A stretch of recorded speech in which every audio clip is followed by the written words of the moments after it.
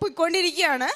അപ്പോൾ പോകുന്ന വഴിക്ക് നല്ല ട്രാഫിക് ഉണ്ടായിരുന്നു. എനിക്ക് കിട്ടി, ഞാൻ എടുത്തതിൽ വെച്ച് ഏറ്റവും ലാസ്റ്റത്തെ അപ്പോയിൻമെൻ്റ് ആയിരുന്നു അത് 10:15 പോകുന്ന വഴിക്ക് ഞാൻ വീട്ടിൽ നിന്ന് ഇറങ്ങി കുറച്ച് മൂവ് ചെയ്തു, അതിനുള്ളിൽ തന്നെ ട്രാഫിക്കിൽ പെട്ട് 10:15 ഓൾറെഡി ആയി. ഞാൻ അവിടെ ചെല്ലുന്നത് 1.5 മണിക്കൂർ ലേറ്റ് ആയിട്ടാണ്.